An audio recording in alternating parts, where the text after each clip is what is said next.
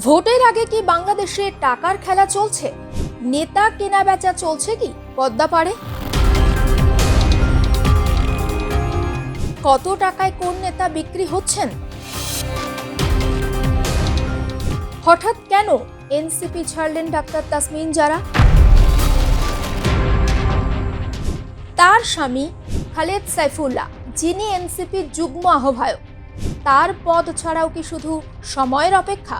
অনুদানে 46,93,000 টাকা কি ফেরত দিচ্ছেন তাসমিন জারা? তাসমিন জারা কি এনসিপি ছাড়লেন নাকি এনসিপি ছেড়ে দিল ডাক্তার জারাকে? নির্বাচনে ঠিক কত টাকা খরচ করতে পারবেন একজন প্রার্থী? জেএমবি কি শক্তিশালী হচ্ছে আরো ইউনূসের বাংলাদেশে?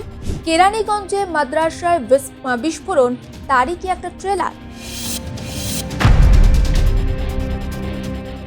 তারেক রহমানের প্রত্যাবর্তন কি বাংলাদেশের রাজনীতিতে নতুন কোনো সমীকরণের ইঙ্গিত দিচ্ছে? বাড়ছে কি আন্তর্জাতিক উদ্বেগ? ফেব্রুয়ারির 12 তারিখ যত এগিয়ে আসছে ততই উত্তেজনা বাড়ছে পদ্মাপাড়ে। অশান্ত হচ্ছে বাংলাদেশ, বাড়ছে হিংসার মতো ঘটনাও।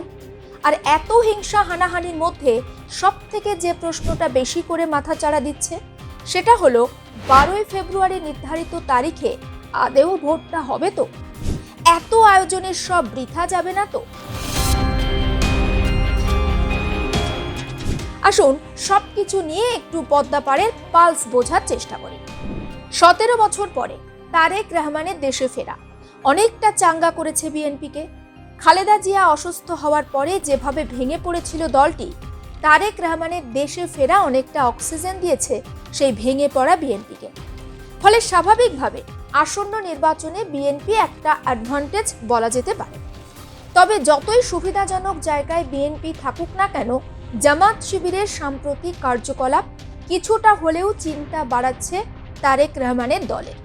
কারণ বাংলাদেশের বিশ্ববিদ্যালয়গুলির ছাত্র সংসদ নির্বাচনে জয়ী হয়েছে জামায়াতে ইসলামী ছাত্র সংগঠন, ইসলামী ছাত্র শিবির।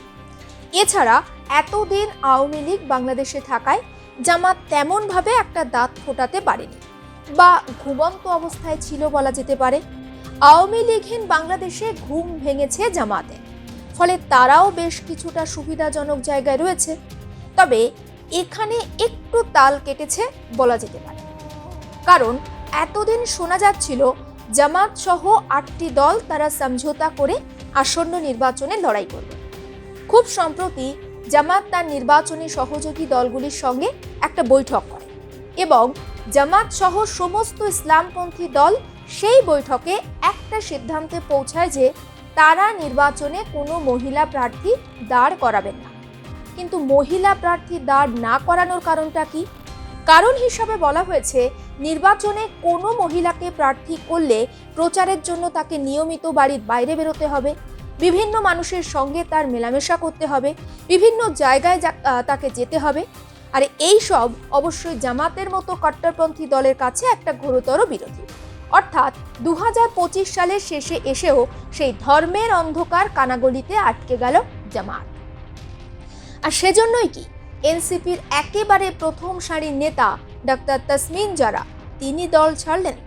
কারণ একটা জিনিস ভুললে চলবে না, তারেক রহমান দেশে ফেরায় কিছুটা হলেও সমীকরণ বদলেছে বাংলাদেশের ভোট রাজনীতির।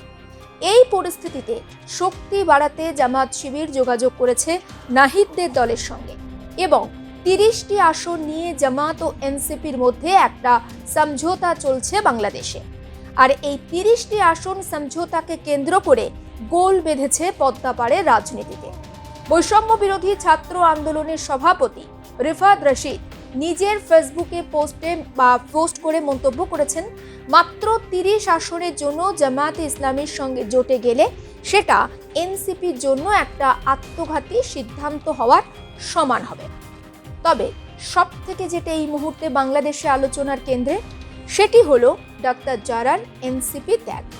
শনিবার সন্ধ্যা 7টা নাগাদ এনসিপির হোয়াটসঅ্যাপ গ্রুপে পদত্যাগের কথা জানান তাসমিন।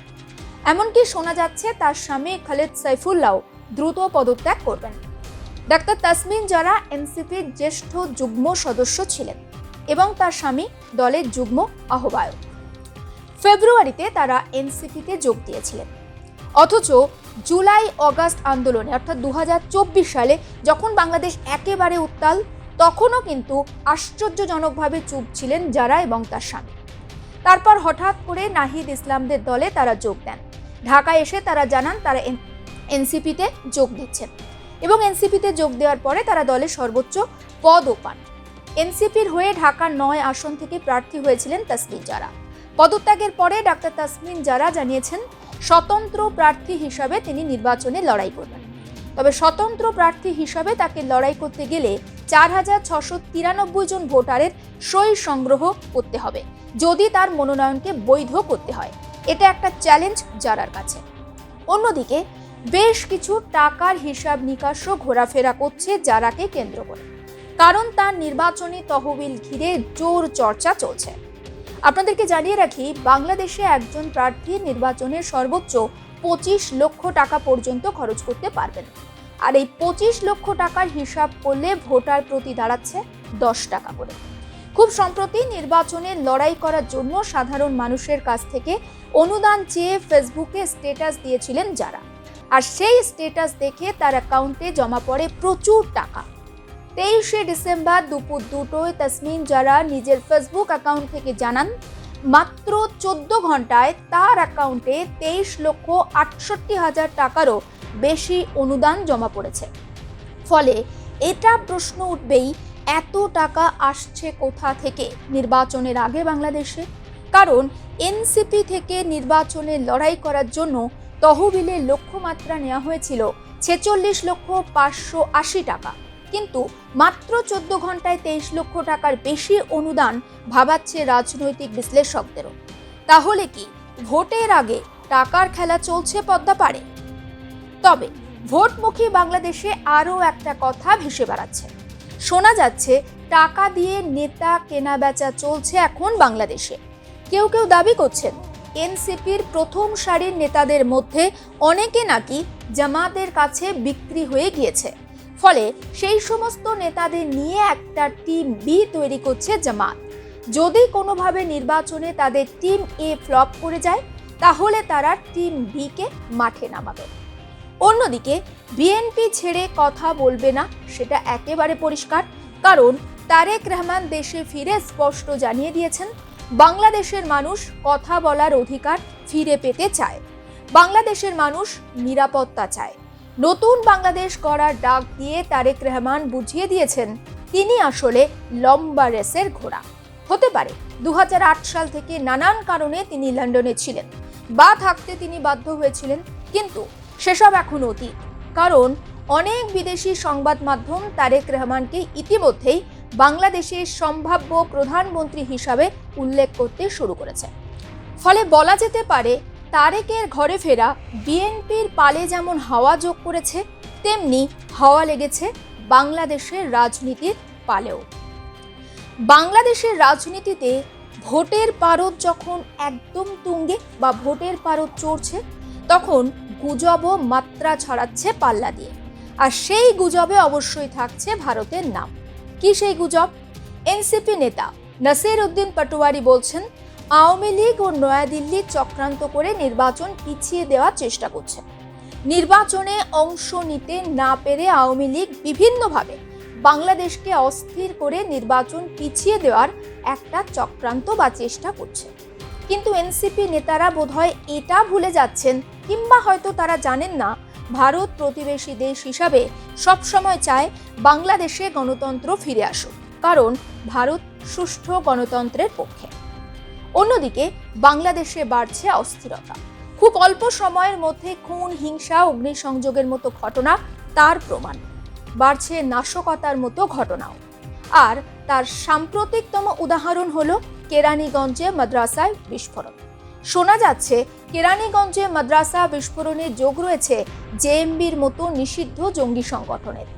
এই মাদ্রাসার আড়ালে নাকি বিস্ফোরক ও বোমা তৈরি হতো।